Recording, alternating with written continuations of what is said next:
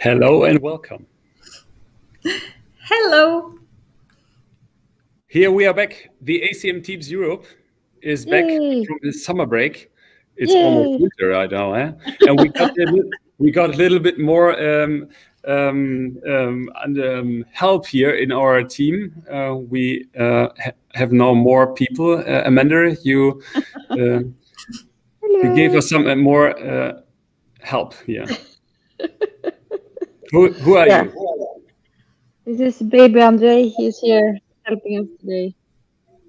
Great, Andre. Great to have you here. Welcome. Welcome. So, ladies, it's still going on now, our ACM Teams Europe session, and we have something great for today. Let's see. I will give you the. Here we go. So everything that can go wrong will go wrong. Teams adoption fail nights, and we have great guests today. So I will give the word to Carolina. Yes, awesome. Thank you, Alex. So we have very nice and interesting discussions today. You know maybe who we are. So we are Carolina, Alex, Amanda, and Edyta. Michael is not sadly here with us today, but instead of Michael, we have, I think, do we have 3 guests? Yes, yeah. We have three different guests with us today to discuss about everything that can go wrong, will go wrong. So basically, at the moment, we don't have any, what's the word they use in those police series, like where you ask all the super hard questions from everyone. But we are going to have this fun, laid-back discussion with our special guest stars, Stefanie, Lesley, and Laurent.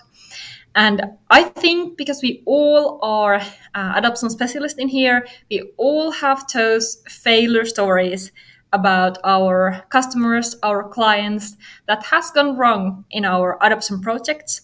And maybe we can also share some tips and tricks that how those failures could have been avoided. So what could have been done, or what customer could have done so that the project would have gone a lot smoother. Great. So we should start with our panel discussion, and we welcome all our guests.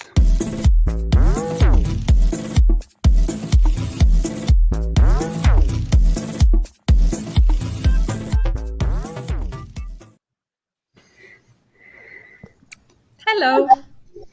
Hi. Hello. Hi. So, welcome our guests.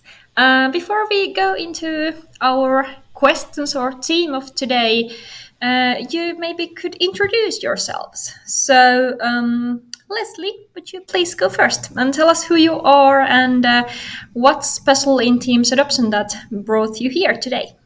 Thank you very much. I'm so honoured to be invited to join you all from the UK. So my background is corporate communications in the healthcare sector.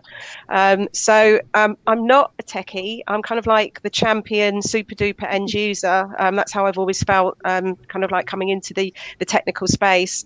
So most recently in the last 5 years, I've gone into change management. The biggest change project that I worked on most recently, and I think it's probably going to be the biggest project that I'm ever going to work on in my life. It couldn't get much bigger than this for Teams. It was over 100,000 employees for in the public sector. So at the Department for Works and Pensions, so DWP. So that was what I was working on mostly for 6 months last year, from kind of June to then into January. And if it was going to go wrong, it was going to go wrong there. And it started to go wrong, I think, as I joined. So I was brought in to the project team to build up the champions community, but they didn't tell me, my colleagues didn't tell me the extent of what I was being asked to do. I didn't quite understand the scale of it, which was probably just as well, because I would have would have laughed. So it was kind of a small build, and I was actually allowed to throw everything at it. So every change model that I've ever come across, whole ADCARB framework, and I was allowed, working with a really small team in their change and IT and comms area, to build over a couple of months the champion network. So so I've got a list of 8 pain points and challenges that we documented, and then it was kind of like I run a session on how to actually turn it around. So I can share that with you at whenever you like, really. So yeah, so that's basically where I've come from. I started on a project during the pandemic that was, suddenly there were the employees, they were managing the benefit system in the UK, the job centres, they were critical frontline employees who are now working from home and suddenly been given laptops delivered to them at their door, and then suddenly been given Microsoft Teams, and they were transitioning out of Skype as well. So this was all being thrown at them. Awesome. I think we love to hear about your project a bit more after our presentations round. Thank you, Lesley, and welcome to our show. Thank you. So next we have Stefanie. Welcome. Who are you and where do you come from? Hi. First, thanks for having me. I'm first and foremost, I'm a colleague from Michael. So we are working together in the same company and in quite the same area of expertise. So we both started with change management, and Michael is now going more to Power Platform. But regarding the techie background, it's kind of the same for me too. I'm proud, or not, as you would like to see, to have 3 different educations. One is more like office worker. That was the first one, and the second one was that I studied fashion design, and the third was a techie with I'm a software developer, but only on paper. So I never had the intention to work as a software developer, but myself and colleagues and myself are always saying that I'm kind of the incarnation of change, but it's maybe a little bit too big, but I know what it means to have change in your life. And not that long ago, I think around two and a half years ago, I kind of stumbled about change management as a job, and I was like, "Oh, what's that?" And started the first talks with my company, and they were like willing to take the risk with me, and I started my way in a professional change consultant. And I had the great chance or the advantage that I were thrown directly into a really huge change management project. So it was a company with 41 different locations, and they were switching from Lotus Notes to Outlook and afterwards to Teams. And right in the middle of that, there was Corona from one day to the other, and everyone has to go into the home offices. And gladly, they had already a communication tool to aside of Teams. But we rolled out most of these working places during Corona. And it went more smoothly than we expected. But of course, we had some issues there too, mainly regarding the champions. So we had a champions concept, and above that, power users who were directly working with us and our team. And most of the countries didn't quite understood what a champion is in such a transition, and so they treated them more like, "Oh, you are my support. Cool, I have a question. So it's not working. What should I do?" And that wasn't the intention behind it. And that was and not that positive, I want to say. And now I'm in quite some more smaller projects, but always with the same topic to have a good user adoption and communicate with them and have a good change management. Hoping so. Awesome. Great to have you here, Stefanie. Welcome. Thank you. And then we have our third guest, Laurent. Welcome to our show. Could you also please introduce yourself? And welcome back, actually. You have been here thank you. Already before. Thanks for the team for the second invitation. I already did a session a couple months ago about Microsoft Teams education and the importance of change management. And I'm very happy to be again in the show. So my name is Laurent Carlier, and I'm based in France. I am a Microsoft 365 consultant and Microsoft MVP. And I'm helping daily organization, business, school to understand how to effectively deploy and use Microsoft 365 platform services. And my areas of expertise is obviously adoption and change management, and also IT governance, because those tools usually do not talk each other, and that's the main reason why end users do not understand how to use properly Microsoft 365 services. So it's good to have this double expertise on adoption change management and also the technical ways, the IT governance, and obviously the focus on end users. And that's why it's important to have it in mind. And I work as all of you, I think, since the pandemic started. I work on many projects on business side and also on educational side. And the educational side was very tough, as many schools did not have any digital strategy. So it's like beginning from the start, from the A. And as Stefanie said about the meaning of champions, I saw many organizations, many schools who thinks that change management is only training. And no, change management is not only training. It's only a little part of change management.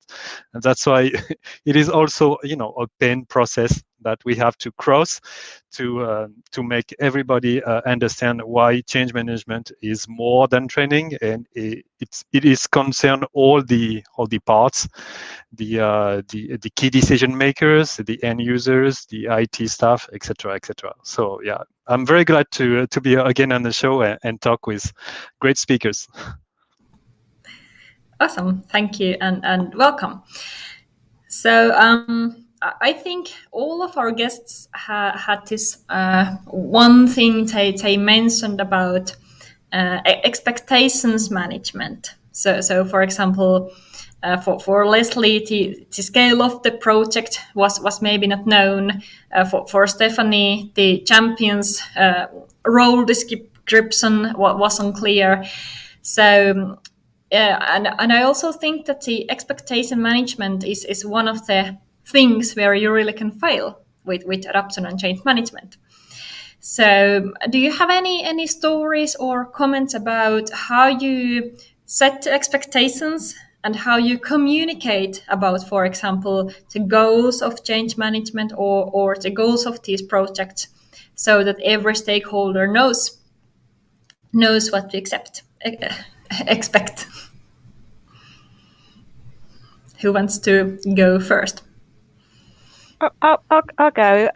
Something that has driven me forward and I think put me on the path of kind of like the MVP path 5 years ago or more, was when I discovered the philosophy of working out loud, which came from Deutsche Bank, John Stepper, and that was what was is always what I go back to, and my little phrase that I use to describe working out loud as simply as possible and introduce it to an organization and not kind of like keep ramming it down the necks is it's like a virtuous circle of sharing your work with a view that others might find it helpful and others might help you improve your work, and that's the reason why it's good to collaborate, because it's all part of kind of like sharing your work. It's not fully baked, it's not completely finished, but sharing your work in a networked kind of way,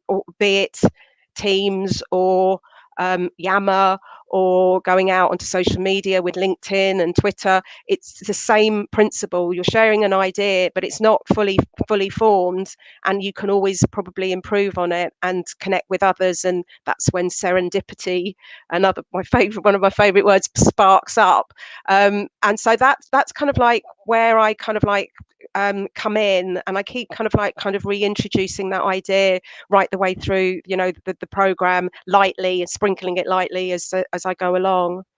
So that's kind of like my little key nugget, and I still follow John Stepper, you know, on social media. I think it's all quietened down a bit now, and I took part in the early you know, getting on into the early part of when John was had just released the first book. I think I joined a couple of Working Out Loud circles, but they were very small groups, a bit like us coming together now. And we're not a project team, but we're kind of like maybe like-minded people, but we can help each other with some ideas, share our ideas, and then introduce each other to maybe some other people, and just keep on connecting and continuing to share what we know, with a hope that whatever we are working on might be improved by working with others. So the Working Out Loud, for me, I expanded it and I've called it Working Out Loud in a Network. And if you look at my Twitter handle, it says Wolan, and that goes kind of back 5 years. Not everyone knows what that actually means, but that's where I kind of like started in the consultancy space. I was taking the idea of what John had developed, but talking about it and explaining it and nurturing it in such a way that it was working out loud in a network inside of an organization. And that essentially for me back then was Yammer. And the joy now that Yammer has come back and it's not dead, and there it is in Viva Connections. And, you know, we've got, as Amanda was saying, you know, what's exciting for us to be looking forward to hearing at Ignite, which is in 2 weeks, is it 2 weeks' time? Yeah, is to hear more about the delights of Viva and how that's, you know, it's a journey. It's not a sprint. That's going to take a couple of years, I think, to fully form. So yeah, and again, for me, it all comes back to this lovely idea of working out loud. I think that's what Viva is going to be doing even more with you know, the modules, the 4 modules, and I think I heard about the 5th module last week or the week before potentially. So yeah, that's kind of like where I'm coming from around change. Yes, awesome. I have read up something about Working Out Loud, but I haven't really used those methods or things in any of my projects. But I think that like any open and clear communication surely is plays a huge factor about how we can avoid those many of the failures in our projects. Yeah, just a tip, if you Google Working Out Loud, work out loud or Working Out Loud, and then kind of images, you'll see lots of beautifully drawn little animations from many German and Dutch companies on how they've been using that kind of philosophy in their companies over the last 5-6 years. So it becomes quite easy to look up what other companies have been doing. Yes. On a page. Do any one of you else have any experience about Working Out Loud or some other ideas around communications and expectation management you might want to share? No, I heard Working Out Loud now for the first time too, like someone said in chat also. So yeah, I'm definitely going to look into it. Thank you, Lesley.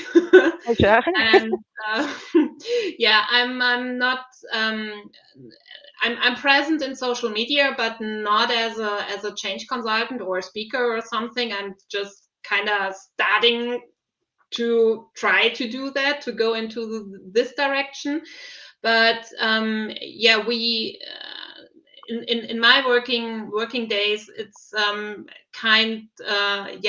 struggle on two sides. So I not only have to bring the topic of change management to the customers and have to explain why it is important, and I'm very thankful that we have developed a kind of journey where change management is a part of all of the different steps, so that we can start from hour one to talk about change management as a part of an IT project. And many from our customers are saying that they want to work with our company because we have not only the technical side, but also people-centric, what Microsoft is also talking and doing with Teams and so on, so that we can have the adoption of the user in our working schedule as well. So that is a kind of a unique thing,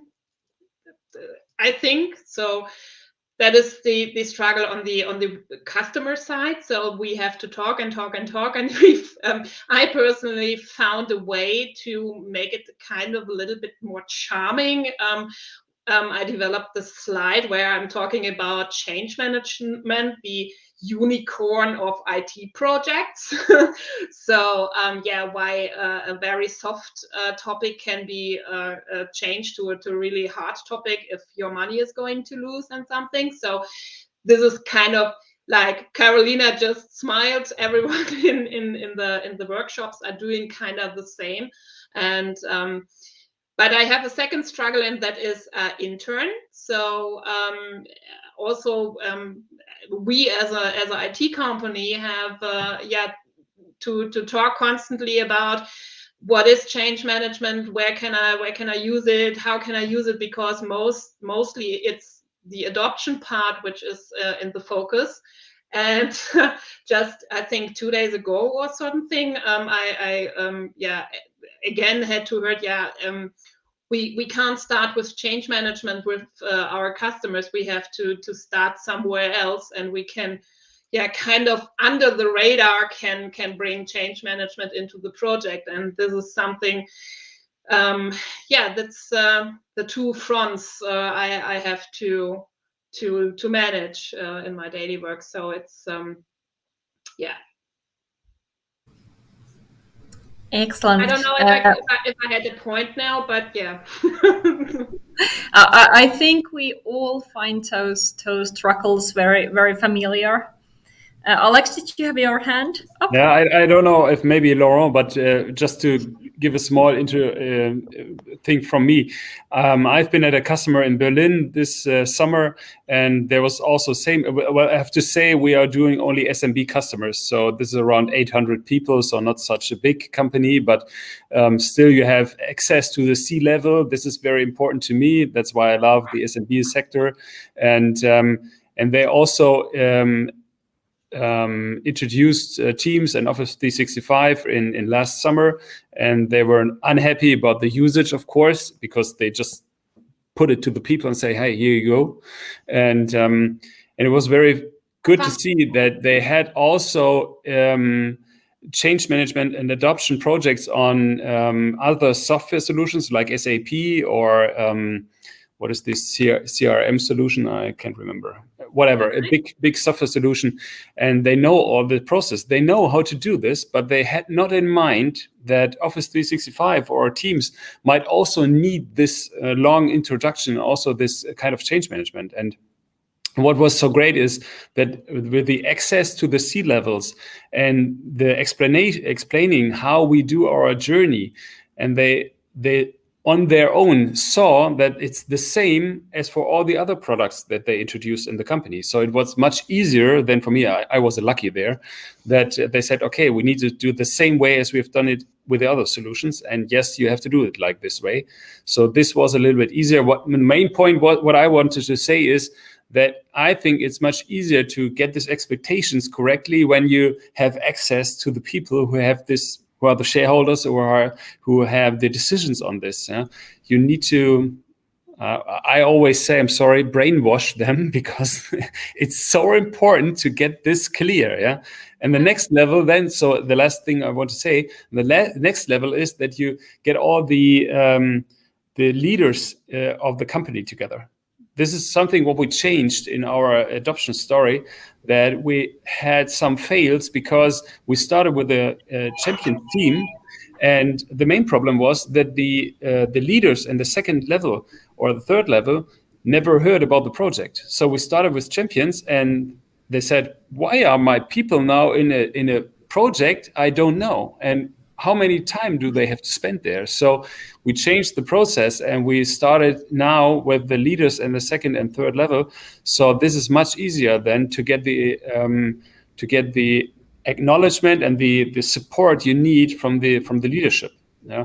So maybe this is just my point of view on these adoption and change management stories.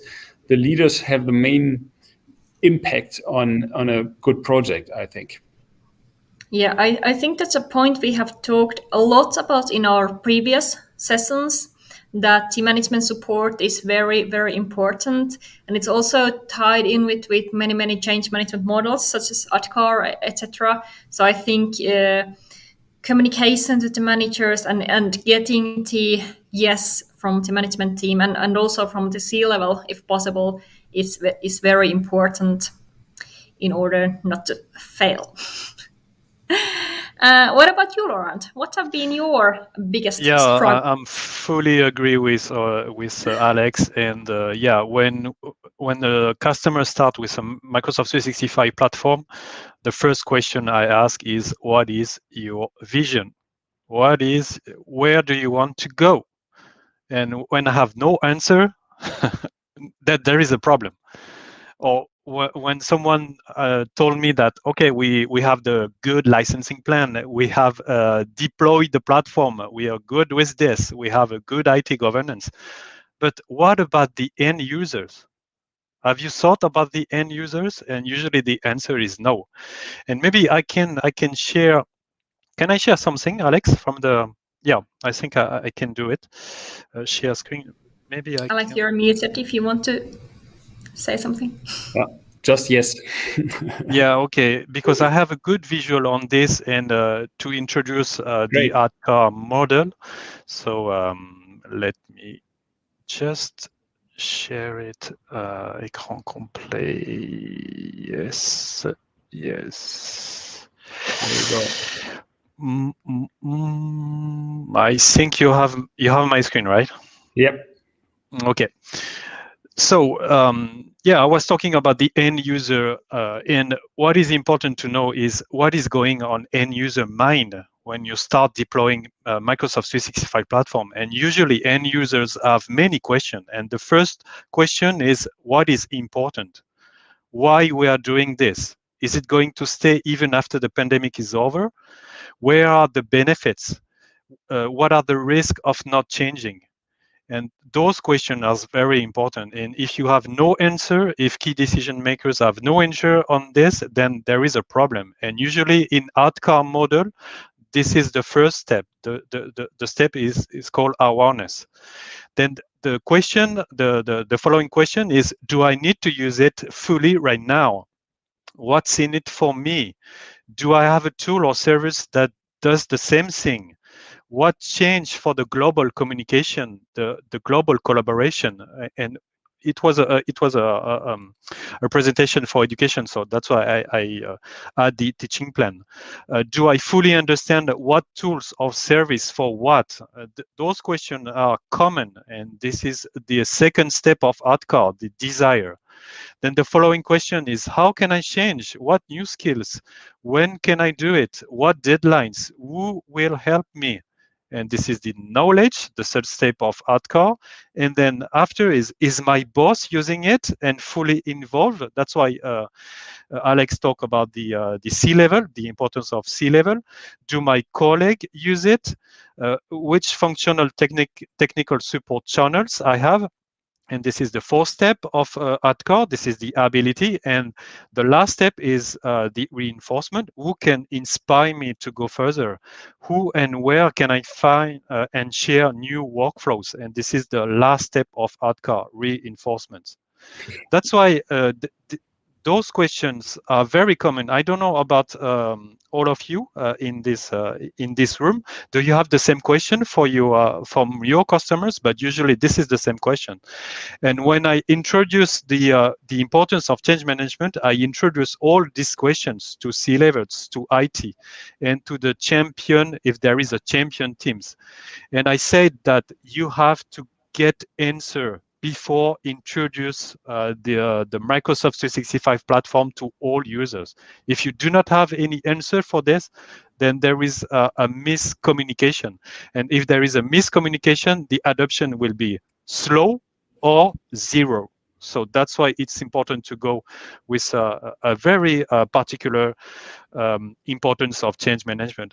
And those questions will not talk about the technical.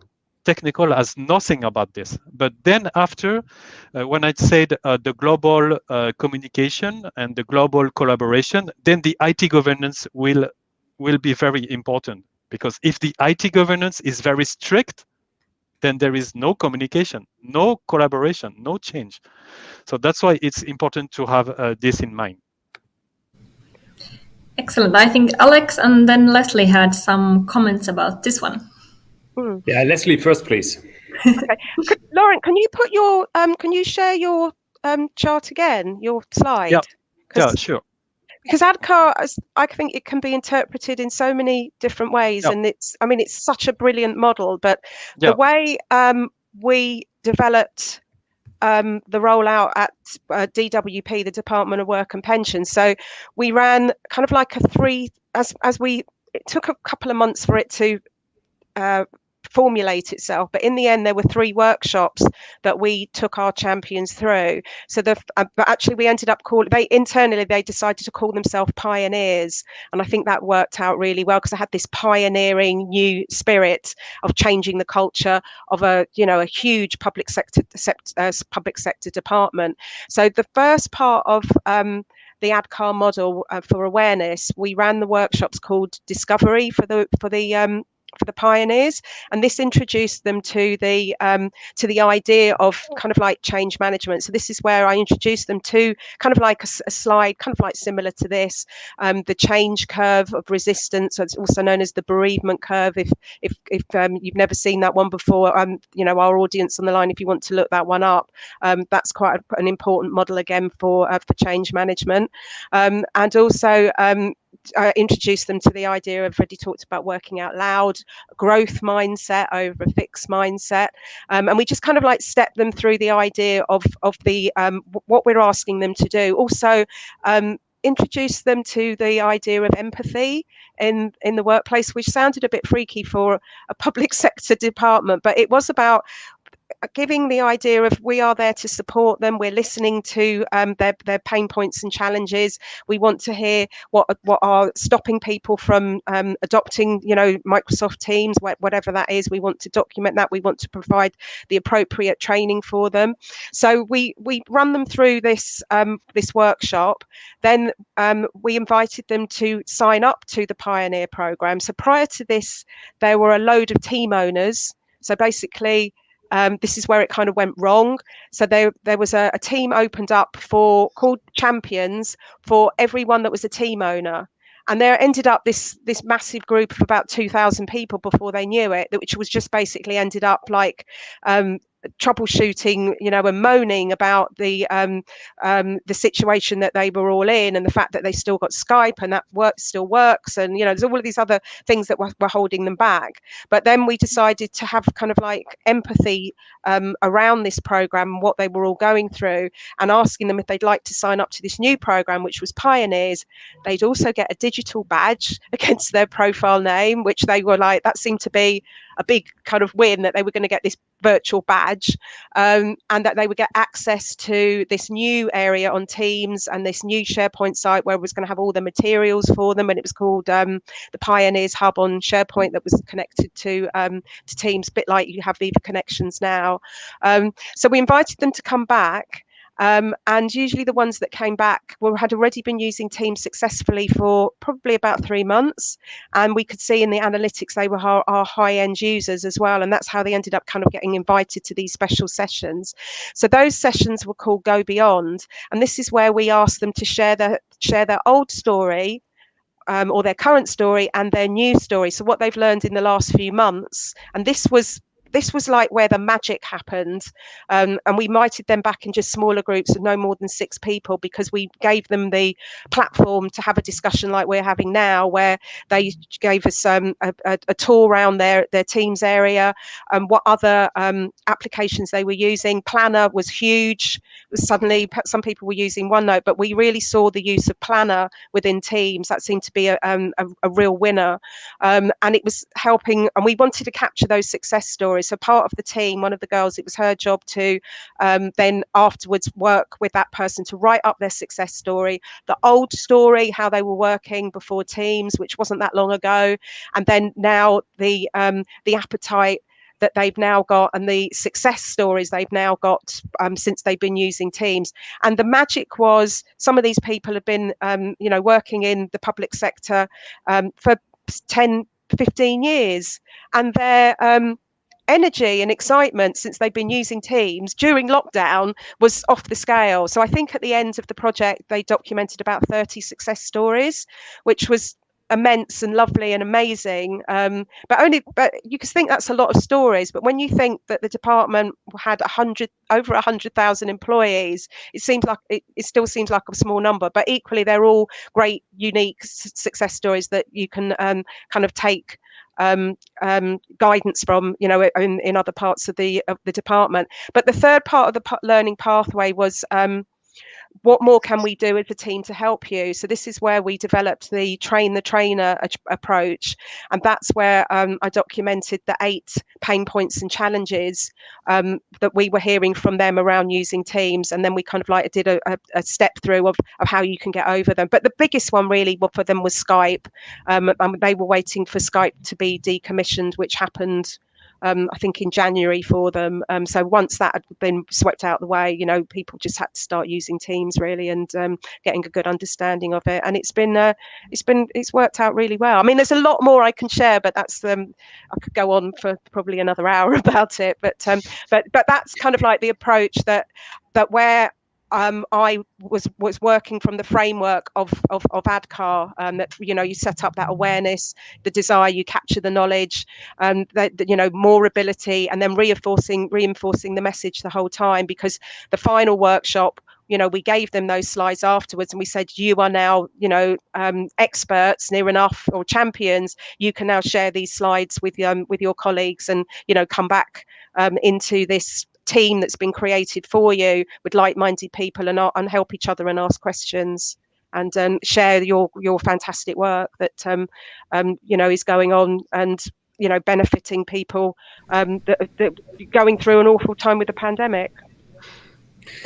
And I just have to say that it's awesome that we have really people who are using this ADKAR model in their projects, and it helps all of you to avoid those certain pitfalls in projects.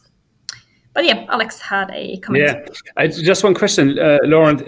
Great slide that you showed us. And we're talking about fails today and adoption fails. So give me what is in your mind. What is the stage from these 5 times where is the biggest, or there might be the biggest problem to fail? So where do you see the biggest problems? Basically the first 2 steps, the A and D, because the A and D, the A is the global organization, and the following is the individual, what individuals think about it. And usually for most of the project, they think about the organization. They don't think about the end users, and that's why it's important to know that if the C-levels push I don't know, an announcement about a new services or about Microsoft Teams, and if there is no communication before, the end users might understand it not in the way that the C-level want to the end user understand it. That's why it's important to first build the base, the base of awareness and the base of desire, and communicate fully to end users and communicate it regularly. It's not one announcement and then after over. No, it's not the way it has to be. It is a regular communication, and that's the main full point. The main pain for me is the A&D. And at the beginning of the session, I talk about the IT governance, and this is the third pain, because most of the times the IT staff, basically in France, we have two type of IT staff. The first type is the on-premise fan, and the on-premise fan is hard to change, and they do not understand the importance of cloud and why cloud is very easy. So that's the first pain. And the second profile is the lazy IT. It's like, okay, I will not see. I will bury my head in the sand and hope everything will be okay. It's not the way it has to be, because I think most of you saw this in customers 1 year after the pandemics, and the IT staff called you and said, okay, help me. I have 3,000 teams. I don't know what teams is that. That's the point. And that's why the IT staff has to speak with the C-level, has to speak with the change management team, and they has to decide who can do this and who can not do this, and how to set friendly IT governance. This is important, the friendly IT governance. IT governance is not, a supervisor who restrict everything. It's not, maybe it was the old way, and now the new way is not the way it has to be. So we have to, this is a very difficult part, because we have to find, the perfect middle between a restrictive way and the free way. And I think this is the most challenging parts when I talk about the technical. But my point is that everyone has to speak each other. We have to break silos. It's impossible right now in 2021. It's not possible in an organization, in schools, to have silos, the IT silos, the C-level silos, and the end user silos. It's not possible. So we have to build a triangle communication. Yes, great. What about Stefanie? Do you have any experiences between about the gap between the IT and the end users? No, I'm not. I don't know what you are talking about. That's we don't have that kind of thing.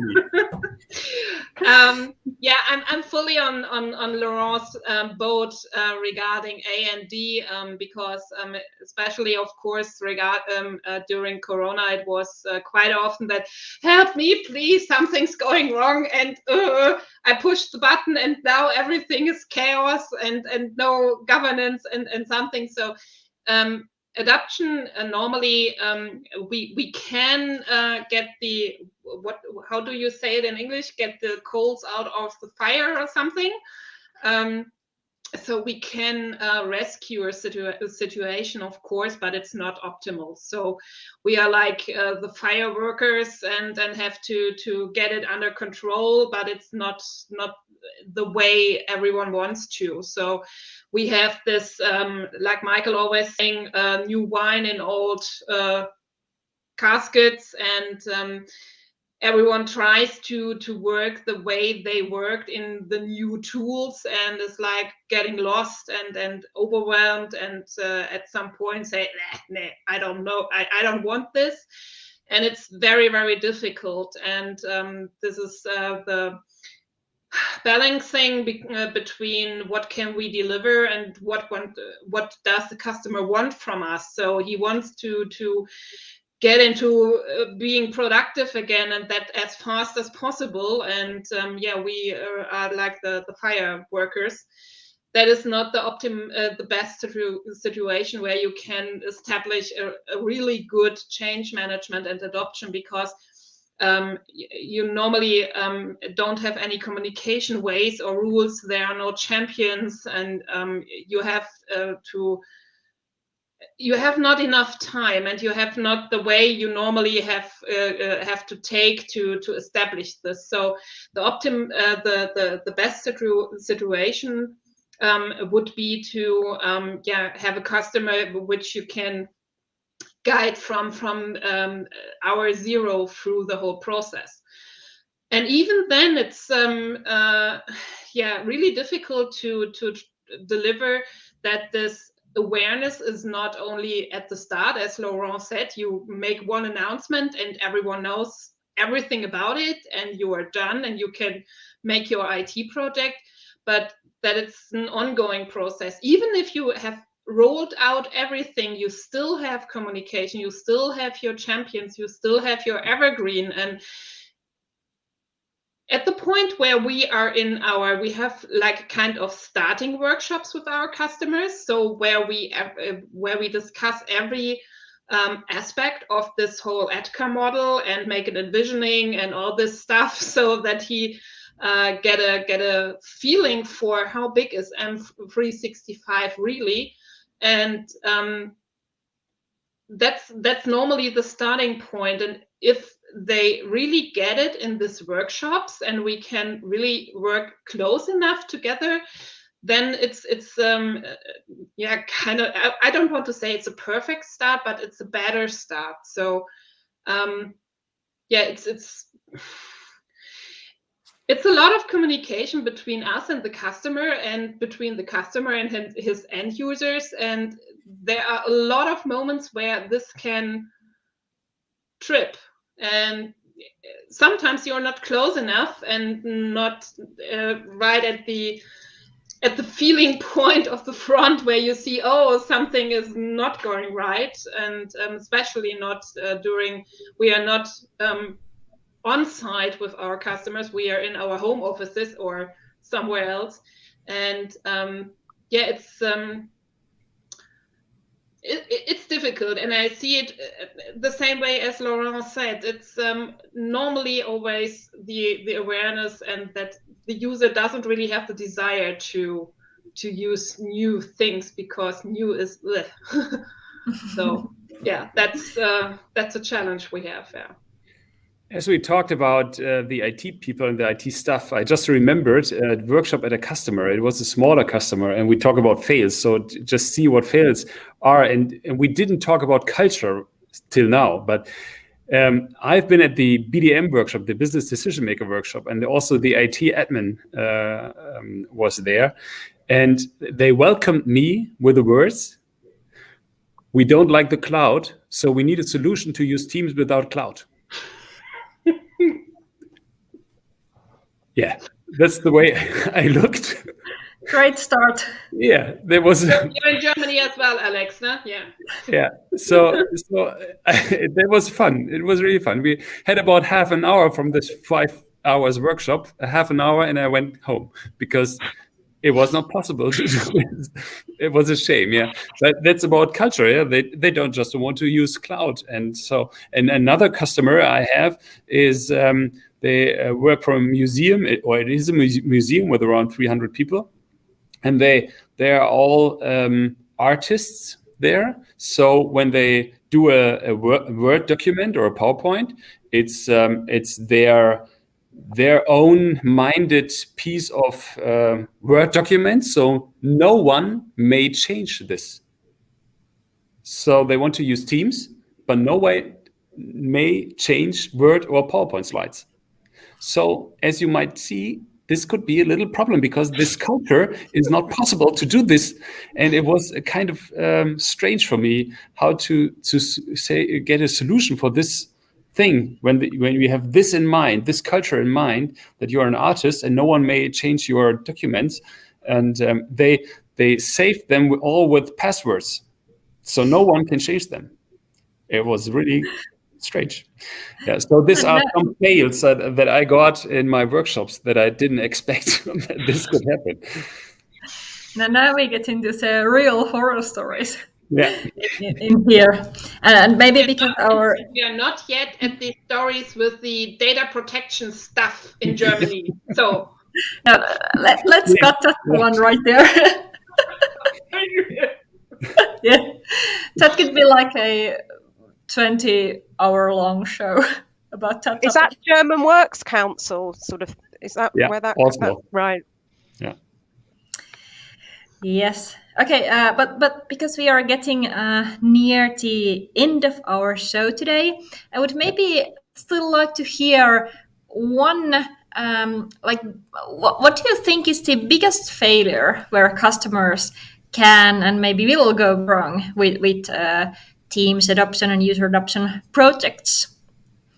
Edyta has a great point. Yeah, I will repeat a little bit what Laurent said, but in my opinion, there is no good adoption project without governance. I remember once I had a customer who decided to roll out Teams just like that because COVID has started. So just let's take Teams, let's roll out, done. And after 1 year, it was my first meeting with this customer, and they said, we need readoption. Okay, readoption, I never heard this word before. What happened? You know, the end users, they go back to emails because Mailbox is more structured than Teams. We have hundreds of teams, hundreds of channels, zombie teams. This is how I call the teams without, ownership, dead conversations and so on. So I believe that adoption and governance, it's a package. It has to be considered. So every time when I talk with the customers, I'm asking about governance, what kind of policies we want to have, what about lifecycle management, what about naming convention, even depending on the organization. So all of those things might have to be discussed. And then based on that, we are ready to start the adoption project. So this is at least from my experience. So Laurent, thank you that you mentioned this topic. I just, add a few words from myself. Awesome. What about Laurent? What's your biggest tip about failures? Yeah, I think, the IT, as Edyta said, the IT is very important. And usually those people are very afraid about cloud because it's in the cloud, so they don't manage it. They want to manage it. So they have to understand that, okay, I understand your point, but you have to focus on communication and collaboration. And as Alex said about culture, this is very important. When I present just before the slide with what is the new collaboration plan, what is the new communication plan, and if there is no answer, if there is our main communication is email, well, we have a problem. Or the control, the problem of control. Manager want to control teams. This is a huge problem because they have to change their mind. That's why when you create a team, for example, the marketing team and the marketing teams, there is all the manager will say, I want to be the owner. Why you want to be the owner? And then at the end, you have a marketing team with 10 owners and 2 members. What's the point of this? So that's why you have to really understand what is team. And I think we can start with the name of team. A team is a team. It's not individual. It's a sum of individual working on the same way, and that's the point. And usually, the importance I want to focus is the communication and collaboration, and that's the main difficult for all the business side and all the education side. We have to break silos, and this is it takes a long time. Yes, it does. What about Stefanie? What's your point on about the biggest failure you can make? It's kind of picking up what Laurent said again. Like I see it the same way. So if the way and the type of how we are working together and really working together and not side by side, if that's not changing, you can do what you want with adoption and communication and fancy trainings or something. If the user say, nah, I'm going to write emails, you can't blame me. So then nothing is going to change. And I think this is, I think we already said it in this last hour. So there's this old thing like culture eats strategy for breakfast. So if you're trying to bring new stuff in and your company culture doesn't fit the strategy, and you're only thinking about the strategy and not how you can change your culture in your company, then I think that is kind of a game breaker. Yes, excellent points. So then, Lesley. The other elephant in the room is SharePoint, or Shitpoint, or whatever you want to call it these days. It has got a lot better, but I think that can be that can really ruin your Microsoft Teams take up as well, because you are going to have, members of staff in big and small organizations that really need to get an understanding of file management, and they don't understand, they don't understand how SharePoint is the integral back end of Teams. And I think you really do need to spend some time holding the staff's hand and providing them some extra training around using SharePoint, and that might be not be by the consultancy that is supporting them or the Microsoft partner that's supporting them, but equally the internal IT teams on how their SharePoint is set up and how it needs to be set up going forward and managed going forward. But for most people, they don't need to worry about SharePoint. They're not saving that many documents, maybe up to Teams, and it's not a big deal. But there are people in organizations that are managing a vast piece of company architecture, and they do need more support around on the back end of Microsoft Teams, which is SharePoint. Yes, excellent. I think this hour has gone by really, really fast. I think we could continue to discuss with another hour very, very easily. But it's almost 5 o'clock or 6 o'clock here in Finland. 4 o'clock here. 4 o'clock there, great. So, Alex, did you have any last words before we close off this session? You are muted. Oh. The main problem. So thank you very much to all our guests that you shared your thoughts with us, and it was very, very interesting. As Carolina said, I think we could do this 1 hour more hours. Thank you very much. Just what I want to share once more is the next meeting, maybe. It's on the 16th of November, also 4 o'clock CST time, or CET, is it? We have to change clock this weekend. So, and our topic will be third-party apps in Teams. So we have a look at Teams adoption boards, Teams governance, and so on. I think this is also an English version, but many German parts in here, as I remember. So we'll see. If you want to attend, just go on our YouTube channel and subscribe, so you will never miss this. So this is the only thing that I wanted to say. And so we can say goodbye. Thank you for watching us, watching here. Let's see, we have one more comment. Andrew, thank you very much that you attended our session. And let's see, hope to see you again in the next month. Thank you, our guests. Goodbye, y'all.